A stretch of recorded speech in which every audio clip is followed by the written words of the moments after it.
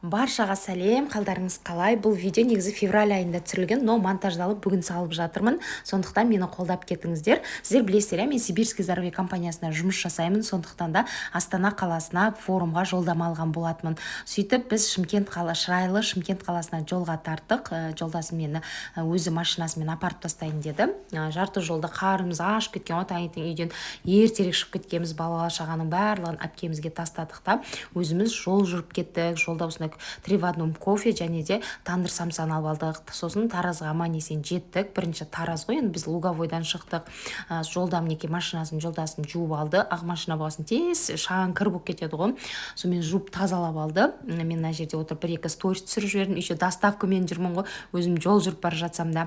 Сол Астана қаласында форум болады. Сосын Руби Пати және де үлкен бір форум болайын деп жатыр бізде. Сол үшін осылай жолға шықтым. Өмірімде бірінші рет қыздар самолетке отырайын деп жатырмын. Негізі Тараз қаласынан самолетке отыруға болушы еді, бірақ билет болмады. Сондықтан Шымкент қаласынан алдық. Шырайлы Шымкент қаласына да аман есен жеттік. Осындай туннельдің астынан бірінші рет өттім. Өмірімде күшті екен. Негізі музыканы айғайлатып қойып жолдасым екеуміз. Осы Шымкент қаласында біздің үлкен наставницаларымыз тұрады. Сол қыздармен бірге барлығымыз бірігіп билет алған болатынбыз. Сонымен енді осылай бірінші Шымкентке бір күн қонып, ертеңгісін сағат 11-де да бізде ұшатын билетіміз. Сонымен осындай қайынсіңлім үйіне Ақсуға келдік. Бірінші Ақсуға келсек, қайынсіңлім дастархан жайнатып, қуырдағын дайындап қойған ғой, күштілеп тұрып, шай тамағымызды ішіп алып, сол жақта қонып, таңертең ерте 7:30-дарда ма, 7-де ма шықтық аэропортқа қарай. Жолдасым осылай сумкамды алып көмектесіп, мен өзімше еркелеп жүрмін мына жерде. Өмірімде бірінші рет отырайын деп жатырмын ғой. Мінекей үйде кездескенше деп мына жерге жазып қойыпты. Осылай әуежайға кірдік. Мынаның ішінде адамдар көп екен, жан жақта. Екеуміз жүрдік, былай да енді қыздарды күтуіміз керек қой.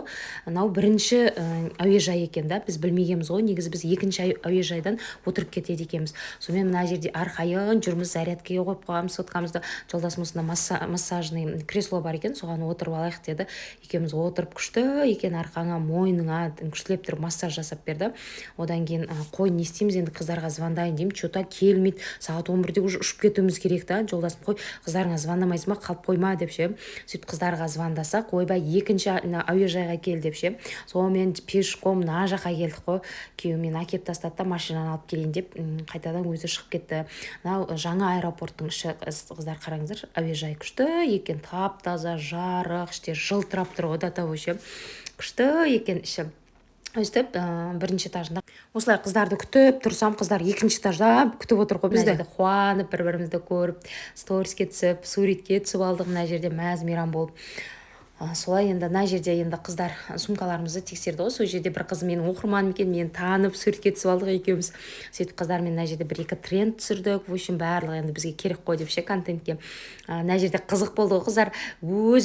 Өзімше сумкамды алып қарасам, қыздар жоқ та қасымда. Сонымен мына жерде тексерістен өтеміз ғой, сол жерге барып тұрмын ғой. Сөйтсем мен Ақтауға ұшып кетейін деп тұрмын. Чуть болмағанда Ақтауға ұшып кеткен қыздар. Ойбай, қайда бара жаттан Айгерім деп обратно шақырып алып ше. Сөйтіп мінекей самолетімізге орналастық, сумкаларымызды қойдық. Сөйтіп мынау 8-ші орынға отырдым. 8-ші орын алдында екен да, күшті бір қанатында отырдық самолеттің. Осындай отырып алдым, ыңғайлы. Іші бірақ кішкене салқын екен. Енді ол кезде күн суық болды ғой. Қайта қыздарға қарап қоямын, мен өзім жалғыз қалып қойған жоқпын ба, қыздар түсіп қалмады ма деп ше. Сол мына жерде барлығы өздері нетеді екен, сумкаларды барлығын жауып, мына жердегі балалар ше, сөйтіп жүр. Ремендерін тағыңдар деді, тағып алдық. Одан кейін өзімше армандарын жазайын деп блокнот барлығын алып алғам ғой. Сонымен шырайлы Шымкент 2 күннен кейін кездескенше деп ұшып кеттік осылай. Негізі биікте ұшқан кезде арман тілектерді жазсаңыз тез орындалады екен. Еще мен өмірімде бірінші рет самолетке отырып мынау төбеге қарай ұшқан кезде жаман болады екенсің. Құсқым кеп, көзімді тас қылып жауып алғам ғой, жұмып ше. Кәдімгідей жаман болады екенсің. Енді бірінші рет отырғаннан кейін ба, сіздерде де сондай сезім болды ма қыздар? Самолетке бірінші рет отырғанда менде мысалға болды, сондай бір қорқыныш болды. Кейін барып уже кішкене успокоить етіліп, мынандай су ішіп сөйткеннен кейін барып нормально болдым. Осындай өздері бесплатный таза деген су береді екен. Одан кейін осылай отырдым да көп армандарын жаздым, енді біраз Құдай қаласа орындалып кетсін деп ше. Сонымен мынандай тағамдары бар екен, фастфуд ше, 3,5 мың теңге мынау бургер ше. Ойбай, енді бағалары страшный екен, ужас. Негізі тамақ жеп көргейсіздер ма осы самолетте отырғанда? Біз алмадық қош деп. Қараңыздар, аспанда ұшып жүрміз ғой, кім ойлаған деймін да. ешқайда шықпай 5 бала-шағамен осылай үйде отыра беретін шығармын деп ойлайтынмын. Но мен осы Сибирскіге келгелі жаңа орта таптым. Енді ертең үлкен марапаттау болайын деп жатыр. Астанаға да аман есен жетіп алдық. Астанада кәдімгідей қыс болып Ақмарал ханмен, Көсір ханмен, наставницалармен кездесіп жатырмыз. енді түсіп жатырмыз. Қазір енді қалған қыздарды күтіп тұрмыз. Осылай бас қаламыз Астанаға да аман есен жетіп алдық. Біздің ең үлкен наставницамыз Ақмарал ханым осылай күтіп алды. Өзінің машинасымен бүкіл дорожныйларымызды салып, осылай Астана енді күн деген суық екен Астанада.